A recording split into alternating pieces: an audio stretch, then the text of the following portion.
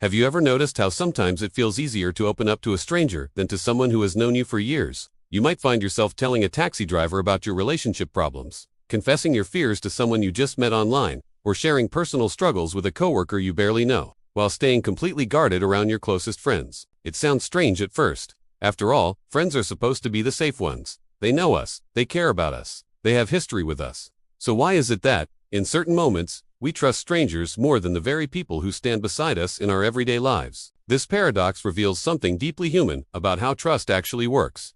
Trust is not just about familiarity. It is not simply built on time spent together.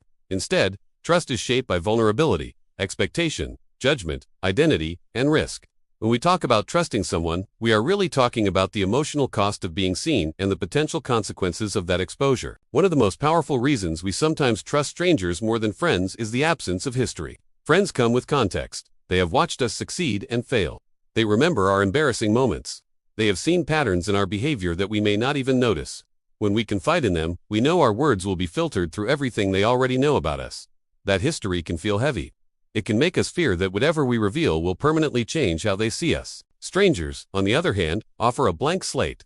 When you speak to someone who does not know your past, you control the narrative. You decide what parts of yourself to present. There is freedom in that. If you share a secret with a stranger, it does not attach itself to years of shared memories. It exists in isolation. It feels lighter. The stakes seem lower because there is no long-term identity to protect. Another reason lies in the concept of judgment. Friends care about us, but that care can come with opinions. They want what they believe is best for us. They may challenge our choices, criticize our behavior, or remind us of previous mistakes. When we reveal something vulnerable to a friend, we risk hearing, "I told you so," or "You always do this." Even if those words are not spoken, we may anticipate them.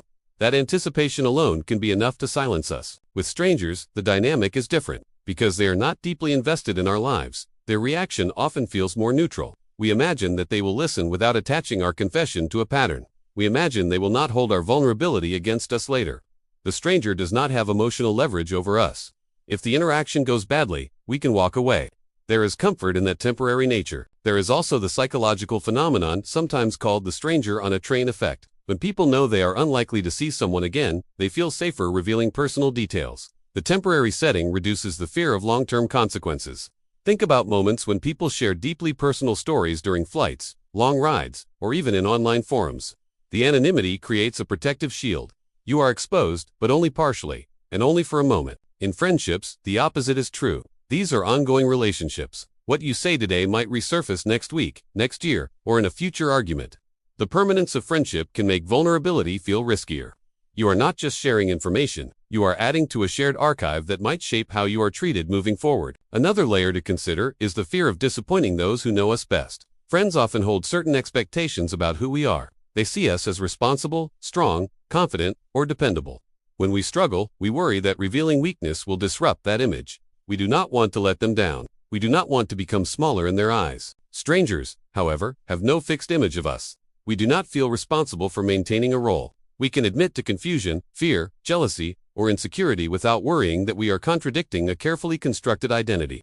In some ways, strangers give us permission to be inconsistent because they do not expect consistency. Ironically, closeness can create pressure. The deeper the bond, the more it matters. When you trust a friend, you are not just trusting them with information. You are trusting them with your sense of belonging. If they respond poorly, it hurts more than if a stranger reacts negatively. The emotional stakes are higher. Because the stakes are higher, we sometimes avoid taking the risk at all. There is also the dynamic of comparison within friendships. Friends often share similar social circles, careers, or life stages. When we admit to struggles, especially those related to success, relationships, or mental health, we may worry about how we measure up. If you tell a friend that you are failing at something they are succeeding in, you might fear subtle judgment or pity. With a stranger, there is less direct comparison. The stranger's life is separate from yours. Their success or failure does not directly reflect on you. Another important factor is emotional safety versus practical safety. With friends, there is practical safety in that they are unlikely to disappear overnight. But emotional safety can feel fragile because the relationship matters so much. With strangers, practical safety may be minimal. But emotional safety can feel stronger in the moment because there is less to lose. We also need to consider how vulnerability changes power dynamics. When you reveal something deeply personal to a friend, you give them power. Not necessarily malicious power, but relational power. They now hold a piece of you. If the friendship ever strains, that knowledge could become a source of discomfort or anxiety. Even if your friend would never intentionally hurt you, the possibility exists in your mind. With strangers, especially in one-time interactions, that power is limited by time and distance. They may know something about you, but they are unlikely to be in a position to use it against you later. The lack of continuity reduces the perceived risk. Technology has amplified this tendency. Online spaces allow people to share thoughts and feelings with complete anonymity. Many individuals confess secrets on forums or social media accounts that they would never tell their closest friends.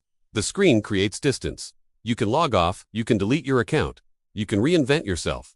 That control is intoxicating. It gives the illusion of vulnerability without the same degree of exposure. Another dimension involves the complexity of friendship itself. Long-term friendships are layered with shared experiences, unresolved conflicts, inside jokes, and unspoken rules. When you bring a serious or vulnerable topic into that space, it can disrupt the familiar rhythm. You may worry about changing the tone of the relationship. Sometimes it feels easier to keep certain parts of yourself separate rather than risk altering the dynamic. Strangers exist outside that web of shared history. Conversations with them can exist in isolation. You can explore a specific issue without it intertwining with every other aspect of your life.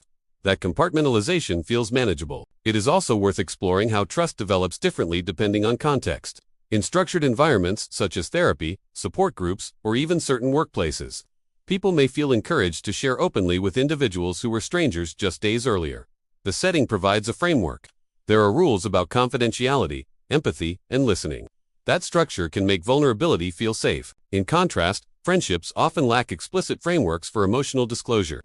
We assume trust exists, but we rarely articulate how we will handle each other's secrets or struggles. Without clear guidelines, uncertainty grows. That uncertainty can make sharing feel more dangerous. There is a subtle irony in all of this. We often believe that trust grows automatically with time, and to some extent, it does. But time also increases complexity. The more someone knows about you, the more ways there are for misunderstandings, disagreements, or disappointments to occur. Trust with a stranger can feel simple because it is narrow. Trust with a friend is broad and multidimensional. Sometimes we trust strangers because we want honesty without consequences. A stranger can offer an opinion without being woven into our daily lives. If they disagree with us, we can dismiss it. If they validate us, we can take comfort in it. There is a certain emotional convenience in that arrangement. In friendships, honesty can have ripple effects. If a friend challenges you, it might lead to deeper conversations, shifts in behavior, or even tension. Growth within close relationships can be uncomfortable. Choosing a stranger instead can be a way of avoiding that discomfort. There is also the role of shame. Shame thrives in environments where we fear rejection. When we feel ashamed of something, we imagine that those who know us best will see our flaw as confirmation of our worst traits. We think, they already know my weaknesses. This will just add to the list. Strangers do not have that catalog of past mistakes. Sharing with them can feel like revealing a single isolated event rather than a pattern. At times, trusting strangers is not about the stranger at all. It is about protecting the friendship. We may avoid sharing certain burdens with friends because we do not want to worry them. We may want to appear strong. We may fear becoming the difficult one in the group. So we carry our struggles elsewhere, to someone who is not emotionally entangled in our everyday world. However, this tendency can create distance in friendships over time. When we consistently choose strangers over friends for our deepest truths, we miss opportunities to strengthen those bonds. Vulnerability, when handled with care, deepens connection. The risk is real, but so is the reward. There is also the human tendency to idealize the unknown. Strangers can seem wiser, more objective, or more compassionate simply because we do not know their flaws. Friends, by contrast, are humanized. We have seen their mistakes. We have argued with them. We know their blind spots. That familiarity can reduce our confidence in their ability to handle our vulnerability, even if they are fully capable. Sometimes trusting strangers is a way of experimenting with identity. We might share a dream, a doubt, or a secret with someone new to see how it feels to say it out loud. Their reaction becomes a test. If they respond positively, we gain confidence. If they react negatively, we can retreat without damaging our core relationships. In this sense, strangers can serve as rehearsal spaces for self-disclosure. It is important to recognize that this pattern is not inherently good or bad. It is a reflection of how humans manage risk. We constantly evaluate who feels safest in a given moment.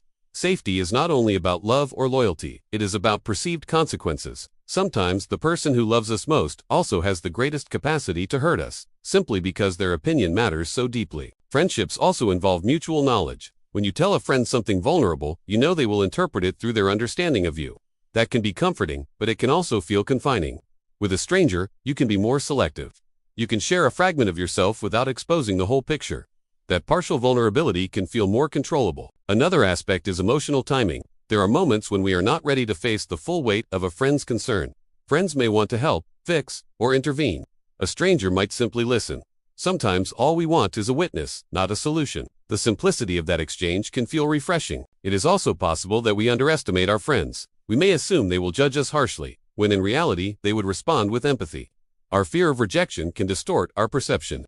Past experiences, even from childhood, can influence how safe we feel being vulnerable with those close to us. If we grew up in environments where mistakes were criticized, we might carry that expectation into adult friendships. Cultural influences play a role as well. In some cultures, emotional restraint is valued within close relationships. People may feel more comfortable discussing personal issues outside their immediate circle. In other contexts, community support is emphasized, and sharing within friendships feels natural. The balance between privacy and openness varies widely. There is also a developmental dimension. Adolescents and young adults, in particular, may experiment with confiding in strangers as they shape their identities. As people mature and experience consistent support from close friends, they may grow more comfortable sharing within those bonds. Trust evolves over time, shaped by experience. It is worth asking ourselves what we are truly seeking when we turn to a stranger. Are we looking for validation, an unbiased perspective, temporary relief? Or are we avoiding a deeper conversation that needs to happen with someone who truly knows us? The answer can reveal a lot about our internal world. Trusting strangers more than friends sometimes does not mean we value strangers more. Often it means we are protecting something fragile within ourselves. We are choosing the path that feels less threatening in the moment. But long-term intimacy requires the courage to risk being fully seen by those who matter most. The paradox of trust teaches us that closeness amplifies both comfort and fear. The people who can support us most deeply are also the ones whose reactions can affect us most profoundly. That duality is not a flaw in friendship. It is the very reason friendship is powerful. When we recognize why we sometimes turn to strangers, we gain insight into our own boundaries and insecurities. Instead of judging ourselves for this behavior, we can become curious about it. What are we afraid will happen if we open up to our friends? Have they given us reason to doubt their response? Or are we projecting our own fears? Healthy friendships are not built on the absence of fear. They are built on repeated experiences of vulnerability met with care. Each time we take the risk and are met with understanding, trust deepens. Each time we hide, distance grows. The choice is rarely easy, but it shapes the quality of our connections. In the end, the reason we sometimes trust strangers more than friends is not because strangers are inherently safer. It is because trust is complex. It is influenced by identity, expectation, shame, power, history, and hope. Strangers offer simplicity and temporary relief. Friends offer depth and lasting impact. Understanding this can change how we approach our relationships. Instead of seeing our hesitation as betrayal, we can see it as a sign that something meaningful is at stake. We can choose, gradually and intentionally, to share more of ourselves with those who have earned a place in our lives. Because while it may feel easier to confide in someone who will disappear tomorrow, the most transformative kind of trust is built with the people who stay.